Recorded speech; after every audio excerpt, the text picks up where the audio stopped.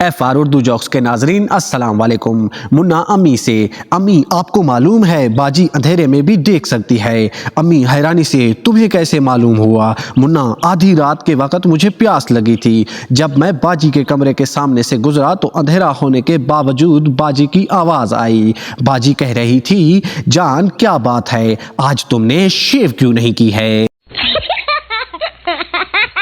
लड़की सरदार से, हम कई सालों से मोहब्बत करते हैं और मैं समझती हूँ कि अब हमें शादी कर लेनी चाहिए। सरदार, मगर डार्लिंग ये भी सोचो कि अब हमसे शादी कौन करेगा? हम दोनों बहुत बदनाम हो चुके हैं। एक सरदार किसी दूसरे मुल्क जा रहा था। उसने ये खबर फैला दी कि मुझे एड्स की बीमारी है। बेटे ने पूछा, पापा आपको तो कोई बीमारी नहीं है, फिर आप क्यों लोगों से कहते फिरते हो कि मुझे एड्स की बीमारी है? सरदार ने कहा कि इसलिए मेरे बहर मुल्क जाने के बाद तुम्हारी माँ को कोई हाथ भी ना लगाए। एक औरत सरदार की दुकान पर गई। सरदार जी, सरदार 1 किलो चीनी देना, पैसे बाद में दूंगी। सरदार, मशीन दे दो, फ्री में दूंगा।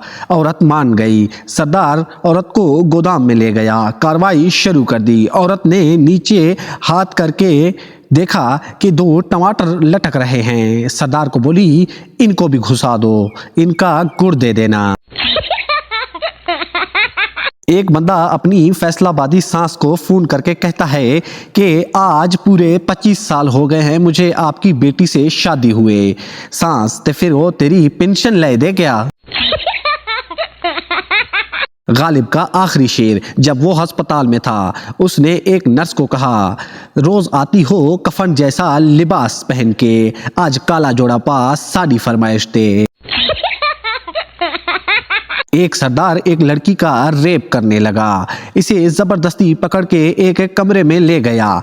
लड़की चिल्लाने चीखने लगी, बचाओ बचाओ। सरदार, इसे इस कमरे से तुम्हारी आवाज़ बाहर नहीं जा सकती। लड़की ने कहा, मैं नहीं मानती हूँ। सरदार, तो खुद आजमा लो, तुम बाहर जाओ, मैं आवाज़ लगाता हूँ, देखो मेरी आवाज़ आती है कि नहीं। लड़की बाहर निकली और रफू चक्कर हो गई। सरदार चिल्लाता रहा, कमीनी बताओ आवाज़ आ रही है कि नहीं आ रही है?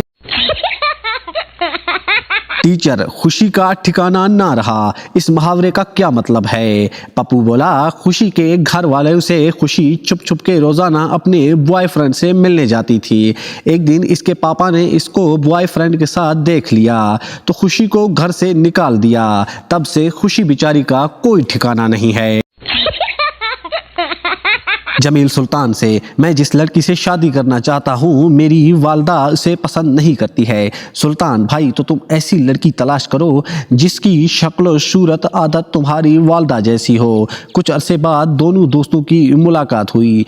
जमील, मैंने तुम्हारे मशवरे पर अमल करके एक लड़की तलाश की जो बिल्कुल मेरी वालदा जैसी थी। इसकी तौर तरीके, बातें, सारा कुछ मेरे वालदा जैसे थे। लेकिन सुल्तान, लेकिन क्या? जमील ने कहा, मेरे वालिद ने उसे पसंद नहीं किया। एक लड़की दर्जी की दुकान पर गई और बोली, क्या गले मिलते हैं? दर्जी खड़े होकर बोला, आओ जी, मिलते तो नहीं हैं, मगर आप कहती हैं तो मिल लेते हैं। अम्मी, कितनी उम्र वाली लड़की से शादी करोगे? बेटा, 30 साल वाली से। अम्मी, 30 साल वाली ना मिले तो? बेटा, तो फिर 15 वाली 2 ले आना। लड़के को मोहब्बत उस लड़की से होती है जो उसकी बात सुनती है और शादी उस लड़की से होती है जो उसकी एक भी नहीं सुनती।